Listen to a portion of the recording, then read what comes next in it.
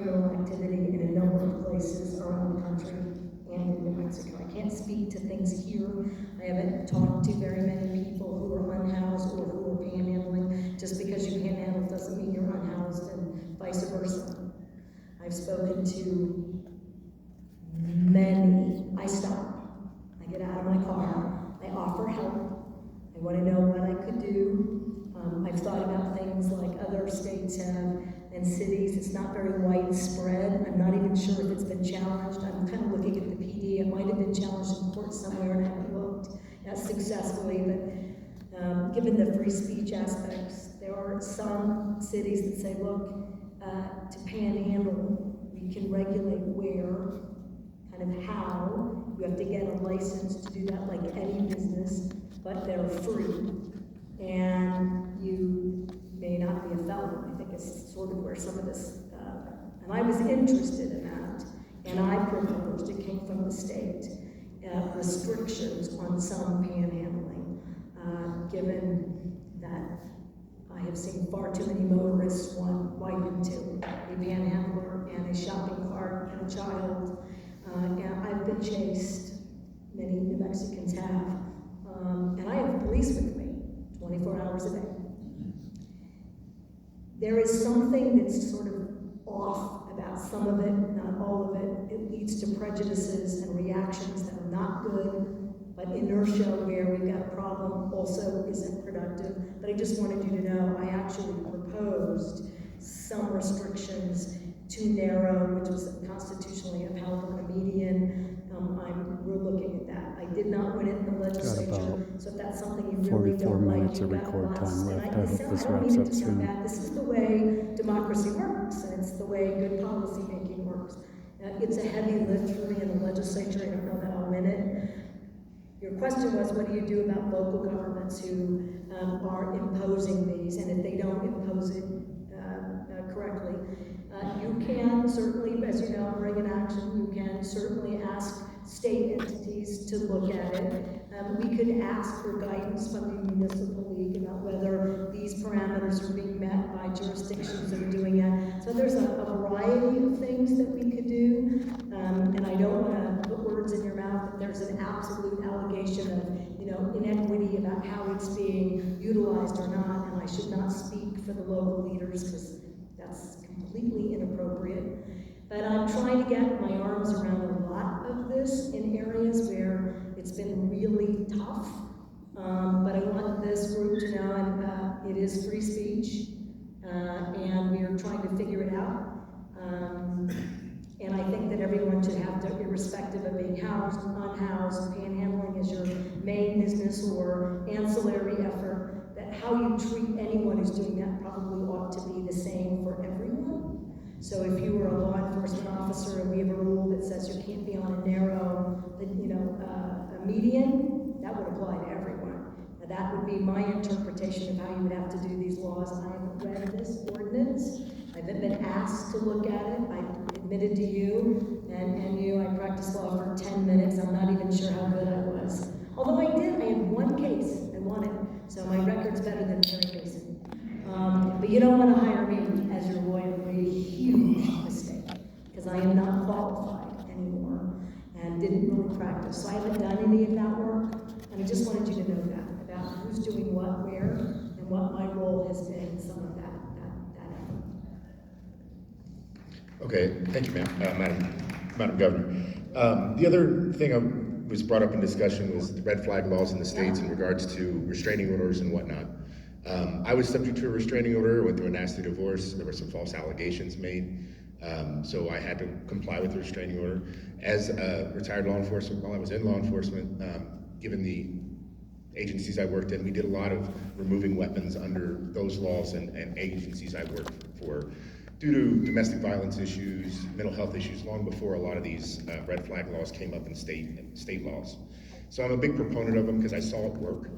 I saw a lot of dangerous and violent situations that were stopped by giving the person a chance to get mental health help, calm the situation down, whatever the situation needed to be, but removing that tool at the time that could be used to cause great harm or death to somebody else.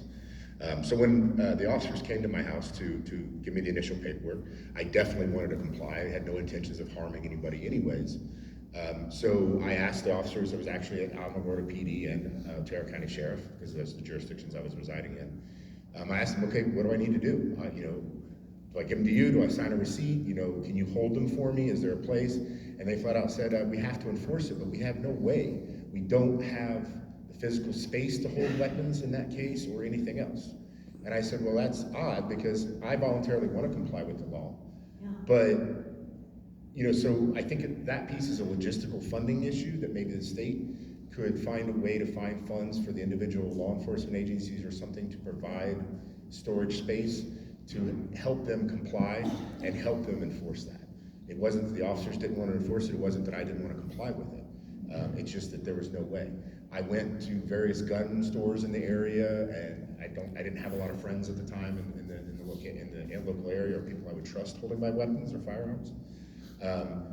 It was cost prohibitive to have people with FFLs store my weapons. I even tried to reach out to the Air Force, but I'm retired. I don't reside on the installation. The Air Force has a program where you can lock your stuff up in the security forces armory, but that wasn't available because I don't reside on base. I ended up working something out where I worked with my attorney and found a way to comply with the letter of law and do everything, but at my own expense. I'm lucky enough to have the money to do that, and obviously voluntarily complied with it at the time. But unfortunately, a lot of people in our community don't have that ability. And so they're left with the option of selling it, hopefully to somebody with an FFL that's going to do background checks and make sure that weapon doesn't go into the wrong hands. Selling it on the illicit market or under the table, where there's a huge potential for that weapon to end up in the wrong hands. Or just hold on to it and violate the law, even if don't have the intention of causing harm or using it to harm somebody, they just don't have any way to get rid of it. So if we'd have a way to provide funding or something to allow these police departments to securely store the weapon where the individual doesn't have to worry about it being lost or stolen and it be out of their hands so they're in complete compliance with the law. But I think that's a logistical problem that the individual departments may not be able to fund on their own. I haven't gotten very many of those requests from local police departments. That's not a complaint. It's a reminder that anything you ask for, we're interested in. Two, we do a lot of gun buybacks. State police do that. We have a lot of. We also have invested in communities to provide safe gun storage and lockers, and to provide those and trigger locks for community members. So thank you. Now I'm in total agreement with you. And again, that's not the job of a public or a town hall. It's for me to really understand where I might be missing an issue. I might be incorrect about how people are feeling about something, and I might get a good idea about how to make it better. But we would honor any of those kinds of requests, and I'll bet we could do more right now with some resources that we probably still have lying around somewhere. So why don't I try to do something in this community through the right local leaders right now, and then these guys will make sure that they're encouraging folks to put that in their budget requests. Does that work? Do you guys want to also maybe do a gun buyback here in conjunction with, not in lieu thereof, with local law enforcement? Sure. Governor, it surprised me that maybe one of our officers would say we didn't have the space to store that because we have plenty of space. So maybe it's just a lack of training on our part. If it was a PD officer. It was one each came, and they both related the same thing. I said, well, can Alamogordo PD store since I lived in the city limits at the time? They said, no, sorry, we don't have the space. And then SO deputy related the same thing. I just went off what they said, so you're correct, it could be a miscommunication as well. Sure, if you have maybe a case number, maybe we can just look into it and just make sure we're doing the right things. Quite a few years ago, but I'll dig that up if you'd like to. Sure. But it's something I can look at statewide in case that's an issue somewhere. I mean, these are why your opinions matter, because it could be a real issue somewhere, and then we have a chance to address it right now. So thank you.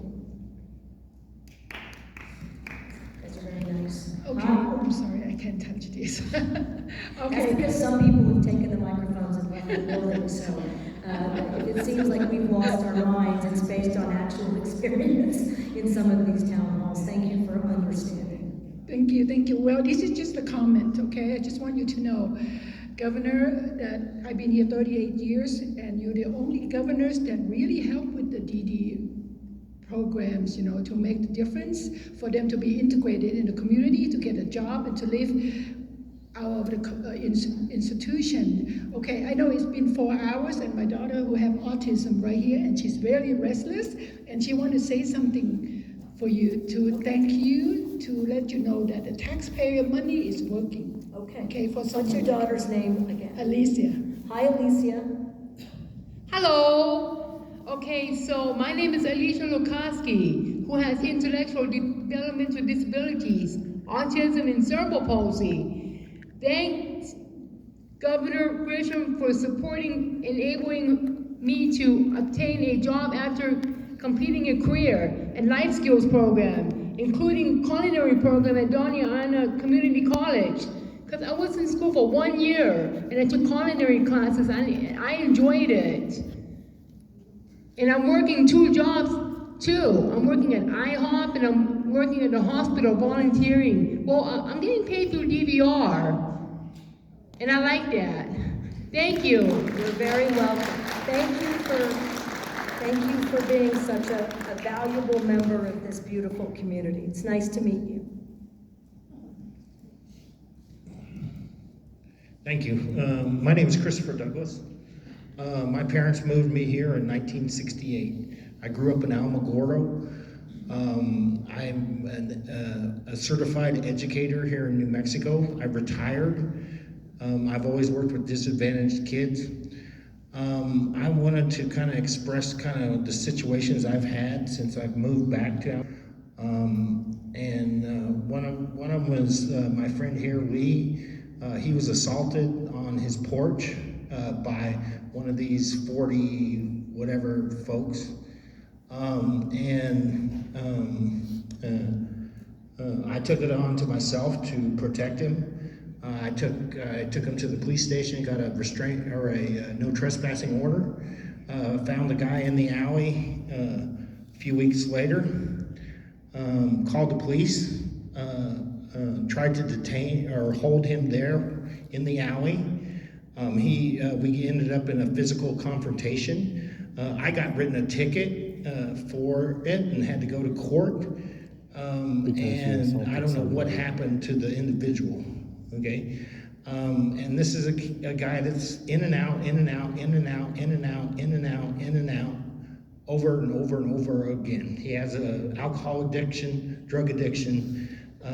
What I want to know from the panel is how you're going to address the drug problems that we have in our community. When I grew up here, it was a very nice town.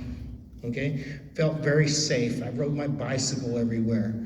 Now, I've been, and I own a building on White Sands Boulevard, and I went down there at night to inspect it during a rainstorm to see where the roof was leaking. I came out of the building, there was a gentleman in my car. He got out of the car, and then he started coming at me. I had to physically defend myself, okay? And this is scary, okay? Secondly, my building continually gets broken into by homeless folks, or what I would call tweakers, which are people that are addicted to methamphetamines. I went in there I was working in Deming, New Mexico, which is also one of the most violent communities in the state of New Mexico. And I would come here on weekends. I came back on a Friday night and saw that there was some damage to my building. So I went home, I was tired, I went to sleep, I got up in the morning. I definitely thought about bringing my personal protection, and I did not, okay? I went in the building, and there was a gentleman standing in the corner that scared me severely, okay? If I would have carried my gun, then I would have shot the man, okay? And then I'd have to live with his death the rest of my life, okay? I don't want to deal with this, okay? I call the cops, they come down, and one of them wouldn't even get out of his vehicle, okay? I had to ask him to get out of his vehicle and inspect where this guy was, okay? It's frustrating, okay? Second of all, I wish the DA was still here, okay? I sold a gentleman sold me vehicles and a mobile home that didn't belong to him, okay? As soon as I figured it out, I called the sheriff's department. Sheriff's department came out there, filled out paperwork. I gave him the bill of sale. And then I got a subpoena to go to court. Okay, I go to court, and the junior DA or whatever stopped me. Okay, said, "Oh, let's talk in this room." I said, "Please, this man has taken more than $4,000 of my money, and I have nothing to show for it." Okay. I went to the DA's office more than 6 times asking the DA to put in, to get me some money, to try to get some of my money back out of this individual. This individual was convicted of 7 felonies, okay? He spent a year in jail. He's about to get out, okay? I went and talked to the DA again, and I finally got through the gatekeeper and was actually sat down and talked to him, okay? Now, this individual, the guy didn't even seem interested. They're definitely interested in using my police report to convict him and come up with a plea bargain, but they would do absolutely nothing to help me recover any of my losses. Okay? This is incredibly, incredibly, incredibly frustrating. This was a wonderful community. Okay? Now, I want to get out. Okay? And that's what's happening in New Mexico. It's brain drain. Anybody with a brain gets the hell out of here because of all these problems. And, you know, the homeless problem is one of the biggest things. I have a building, 5,000 square feet, that could be remodeled and turned into a homeless shelter. And it's in a very convenient location in Alamogordo. If that's something that the state would be interested in, I would be more than happy. I don't utilize the building other than storage, and I can find another place to store my stuff. We can store these people. I don't mean store this people, this sounds horrible. But something needs to be done instead of, you know, I get a lot of lip service, but nothing gets done. And it's very, very frustrating. That's what Alamogordo's about. And Lip Governor, service. I'd like your help in straightening some of this out. And I don't know if you can or cannot do it, but something needs to be done in this community. And sadly, you know, what's going to happen is my friend will get assaulted by the guy again when he gets out of jail. Okay, 2 weeks after he gets assaulted, he has a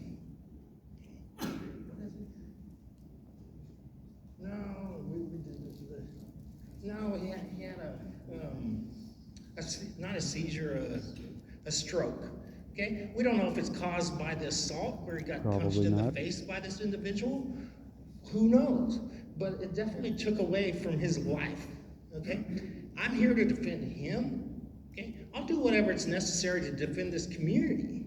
Okay, I want this. Alamogordo was a great place. Okay, no more. My dad taught at this university. That's why I was brought to this place, is my dad taught here at New Mexico State. My mother worked in Gerald Champion Hospital for 40 plus years, and then she volunteers as a pink lady. Okay? We give, and we give, and give to this community. Okay? And we get kicked. Thank you. Thank you for staying. Thank you for sticking up for your neighbor.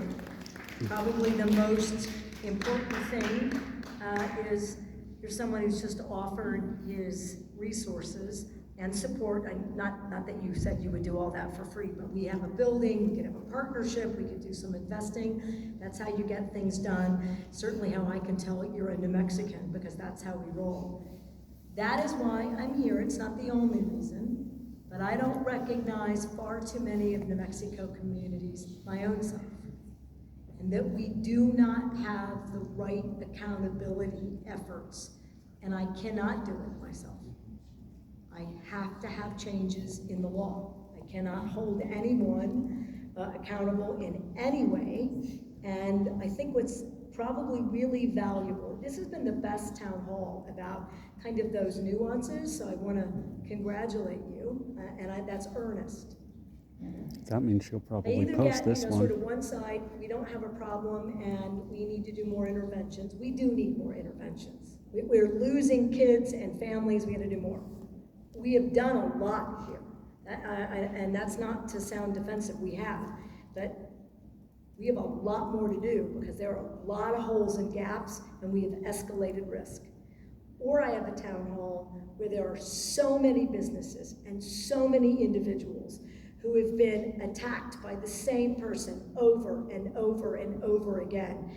We have insurance companies that will not insure private businesses all over the state of New Mexico. They will not replace your broken windows, they will not replace your cameras, and the cost to some businesses in the state of New Mexico is so astounding that they're not hiring anymore, and they're not adding new businesses because they can't afford it, because they're paying for property damage and security. And so I'll tell you that one of the proposals, until we right-size this, is I think there ought to be a tax break, and there ought to be investments for security and reduction in taxes, and we got to figure out insurance because businesses cannot stay open, cannot.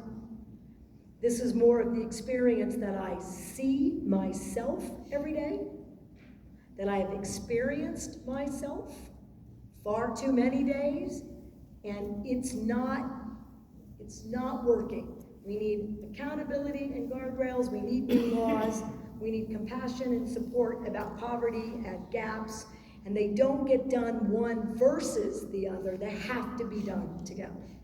So, we're funding. I'd like to talk to you about your building, and I did promise I'd come to a meeting and have all the providers there, and I will make good on that promise. And sir, I'd like you to be there. We could look at your building and talk about what can be done. The easy part for me is getting the funding. Not that I've gotten all of it, and I'm gonna be a little bit cranky. I'm the only one really putting lots of money into housing and homelessness. That is not like that is happening out of most of our communities, and I need more leadership in that regard everywhere in New Mexico. Everyone's gonna have to prioritize getting this stuff done and getting it done right.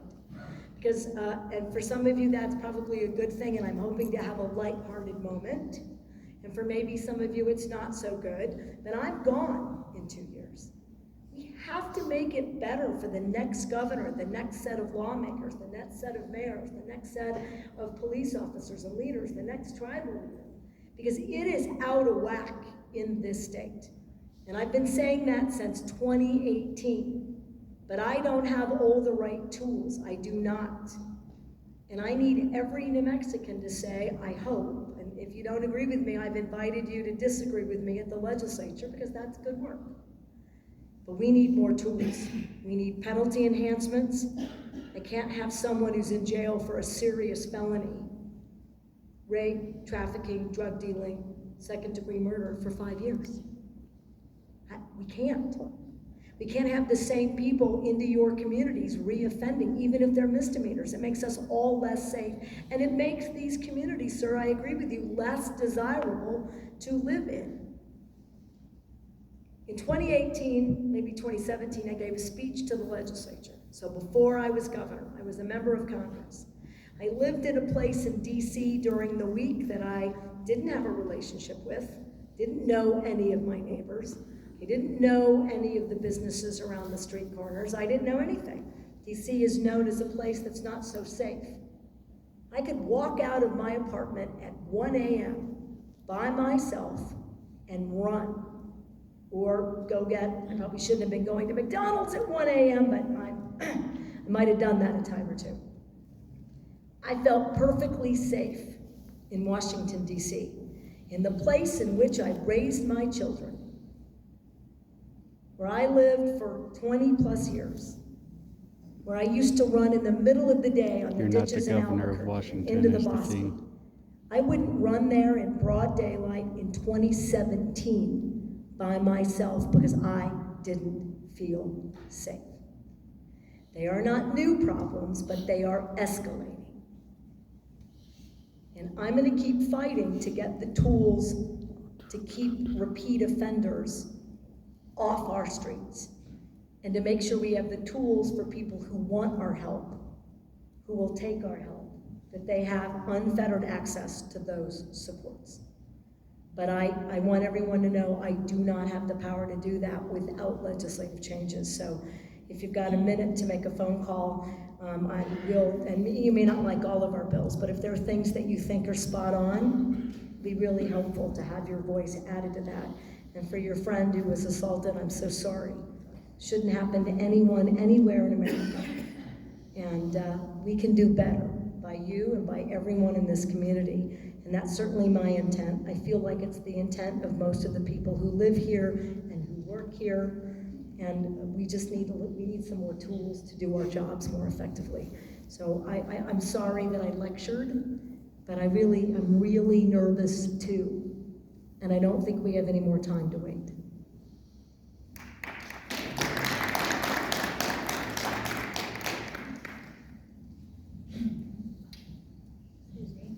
I also hate COVID. And RSV and norovirus, I hate them all. Yeah, no, H5N1, yay. Yeah, hate it. So I had a few things to say. Just interrupt me when you need to. Okay. Housing First models work. Heading Home, which is formerly Albuquerque Heading Home, showed immense reduction in city costs by prioritizing housing first. Recipients of their services showed 36% reduction in ER visits, saving over $27,000. Hospital inpatient costs decreased by 83.8%, and medical costs were reduced by 39%. Jail costs were reduced by 64% for participants in the program, and time spent in detention centers was reduced by about 2/3 as well. I get this from the nmlegis.gov handouts from Heading Home. I do think it was from, I want to say 2017. All the data I can find is a little dated. And Heading Home, you're right, is still available around, and we use them. I will tell you that some of that data has shifted in a not so good way because of case management and sobriety issues inside some of these housing models. But they're a really good group that we use constantly for advice. Yeah, I had the opportunity to work with them a little bit, doing some volunteer work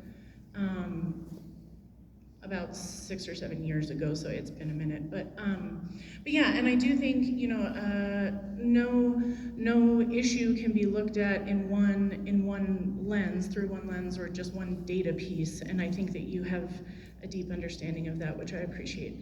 I'd also like to read just a little bit about recidivism. After decades of stability from the 1920s to the early 70s, the rate of imprisonment in the United States more than quadrupled during the last 4 decades. So since the 1970s. The US penal population of 2.2 million adults is by far the largest in the world. It's roughly 20%, I think, based on the most recent data that I've seen. Even though we only have 5 or 6% of the world's population, we house about 20% of its prison population. 1 out of every 100 adults in prison or jail. It's 5 to 10 times higher than the rates in Western Europe and other democracies. It's mostly men under the age of 40, disproportionately minorities, and those who are poorly educated. I'm quoting from this study, I'm sorry. The study examines research and analysis of the dramatic rise of incarceration rates and its effects. The study makes the case that the United States has gone far past the point where the numbers of people in prison can be justified by social benefits, and has reached a level where these high rates of incarceration themselves constitute a source of injustice and social harm. The study recommends changes in sentencing policy, prison policy, and social policy to reduce the nation's reliance on incarceration. The report also identifies important research questions, yada yada. It's the growth of incarceration in the United States, exploring the causes and consequences, from the National Academies of Science, Engineering, and Medicine in 2014. So, a couple of questions that I have for you then. and I have had a little bit of this answered, and thank you. What are you doing, or what is happening to increase funding to social services and mental health services? Like I said, you did speak some to that.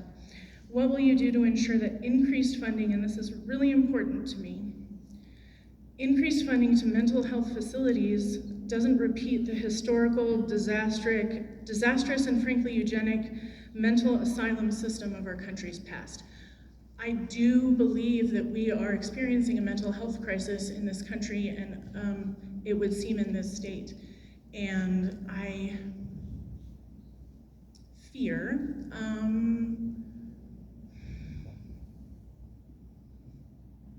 that increased funding and privatization of these things could lead to massive amounts of harm for some of our most marginalized people.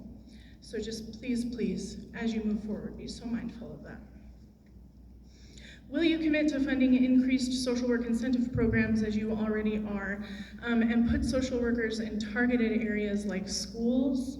Schools, my God, please put more social workers in schools. $2 billion in your public schools. I am not kidding about that.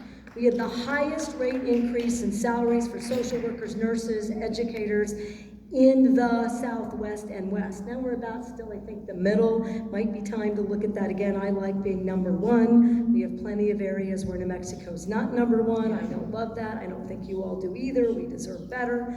But I can't just make people be social workers. And so if you guys have ideas about how to get folks to really want to do this body of work, or like the compact, it's not a perfect solution, but it is a good step that I think is in the right direction. It will have a heavy lift in the legislature because of some of the liability waivers that some of the legislators, I'm not mad at them, they have the right to have educated opinions about the stuff. That's how they get elected, to defend that. So that's going to be an issue. But we have put, here's something that's weird for me. I am cut from a cloth of advocacy. I committed to put a ton of money into these systems, and we have, and I've been lucky to be able to do it. And I take a little credit, and you should too, that the state's economy is amazing. That doesn't mean it's reached everyone. It doesn't mean that no one has wage theft, and it doesn't mean that we don't have any poverty. It does not mean that. But it is a momentous effort in the right direction for a state that's had institutional poverty at levels that nobody else around the country has, that create any number of problems. So I know that we can do more, but putting money into these systems has not resolved a whole lot of this stuff. We have some of the lowest incarceration rates, and we should be aiming for that. We don't want to incarcerate our way or to institutionalize our way out of any of these risks.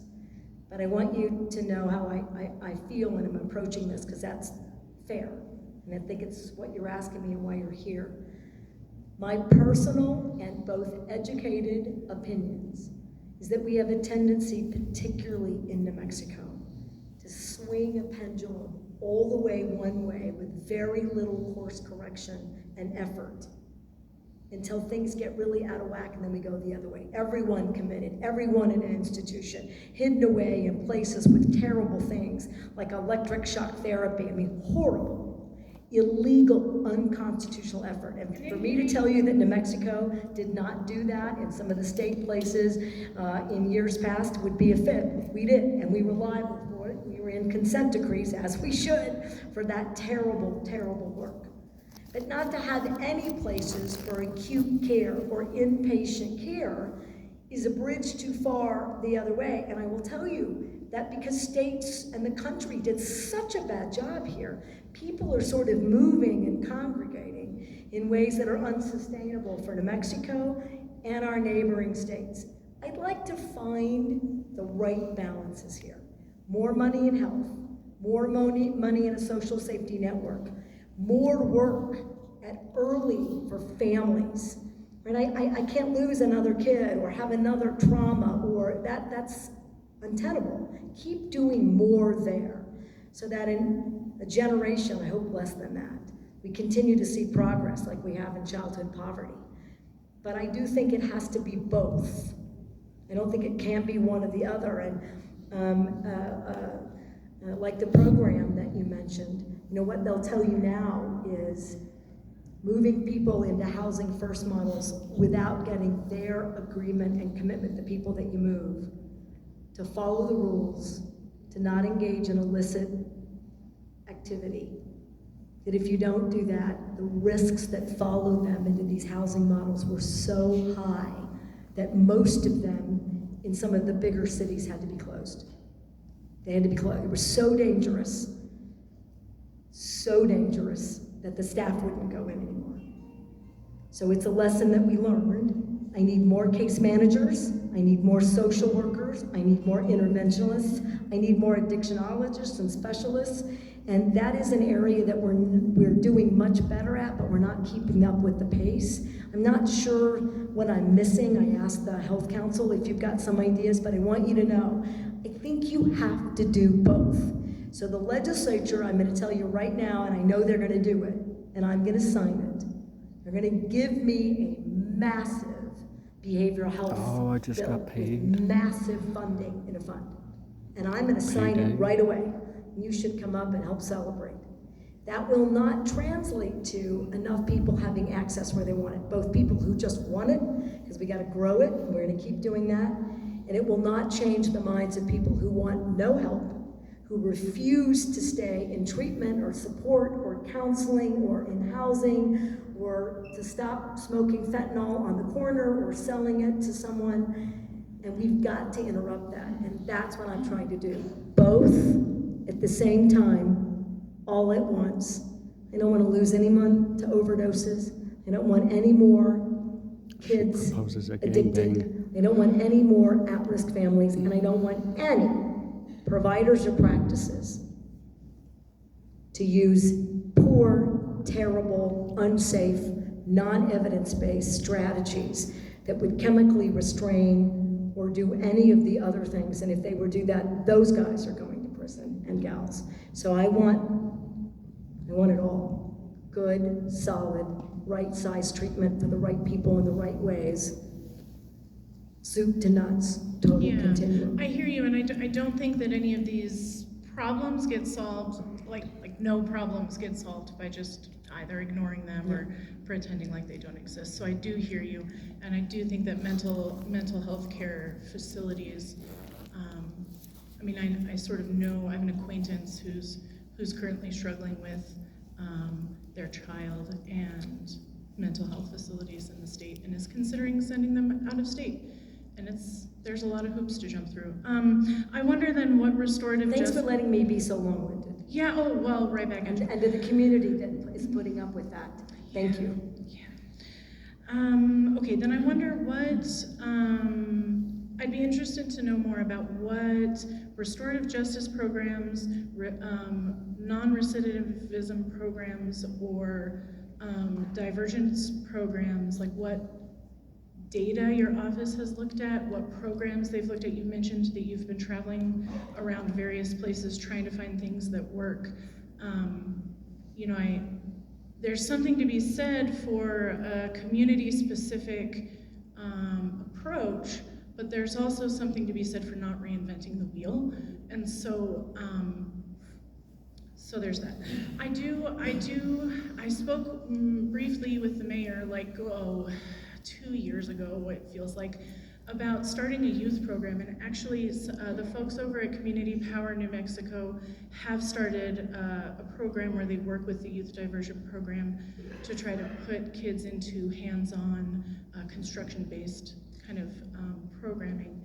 And I love that. I would love to see a really in-depth, systemic community service program at the local high school that pairs any students, bless you, any students, whether they're at risk identified or not, with local construction, landscaping, and other programs to hopefully deal with some of the derelict properties that we have. That's my ultimate goal. If we could get the kids working with the companies, get them About 6 kids that are minutes old left enough on to my be paid SD summer card. internships, and get them onto those properties where we can get those properties fixed up and maybe get some Section 8 I may HUD not housing catch the in end of this this, city, but thank because you for God knows we watching. need more of it. So I do have a 5 few going on ideas. 6 They're hours now. more or less baked, but there's that. Let's see. Okay, last question. I'm also here with the Justice for Elijah Hadley movement, and I'm looking forward to speaking with you more about that. But I would really like to see a citizen oversight board of especially our local sheriff's department that actually has some kind of teeth, because we had a dead body in a truck for a week in November of 2021, I believe. We had a man wrongfully imprisoned for a week in 2023. We had the murder of Elijah Hadley, and those are only the things that we know about because they were reported by the news media. We did not hear. I went back and watched the county commission meetings for 3 months after each of those incidents, and no mention was made by the sheriff to the public. What the hell kind of, what the heck kind of oversight are we supposed to have when we don't even get the information? And how are we supposed to restore public faith in our law enforcement if there's not that transparency and accountability? Thank you. Thank you for staying. So everyone, thank you. It means a lot to everyone up here. I'm bizarre. I drink 30 cups of coffee. I could stay here all night. I'm beginning to see the fatigue of some of my panel members, and I'm sure that Mr. Baker's gonna punch me in my good arm, figuratively, not literally. I'm happy to keep talking to you and everyone else. We want to get it right in this community and every community, and I feel better every day that we will. We have a lot of ideas about youth programs. I've got the General Aguilar, who runs the National Guard, former state police officer, who has incredible outcomes for engaging, particularly mid-school, but actually a variety of age groups. I'm really interested in sort of a statewide model. We're also likely to put more emphasis on that to the legislature, and if I can't... Look at all those resources being wasted. All those resources. Program, I can do more, show folks what we're doing, and if you like it, you're likely to do more of that. So we demonstrate by doing. So we could come in here and figure out some of that pretty quick. The General's raising his eyebrow. You can come, just stay until Sunday and put that together right now, sir. So I think that we could offer some value there and some support, so count on us to do that. And I look forward to spending more time with you. Thank you for your commitment to this community.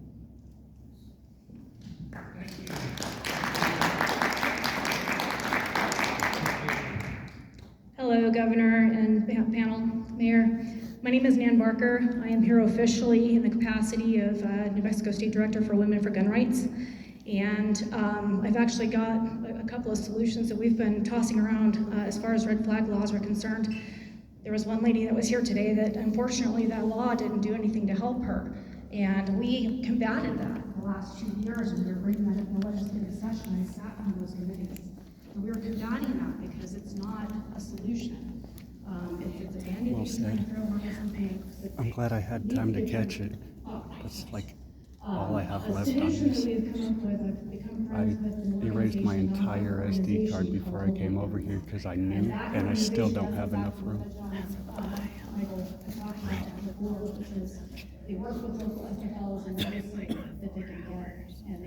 About 5 hours now, I think.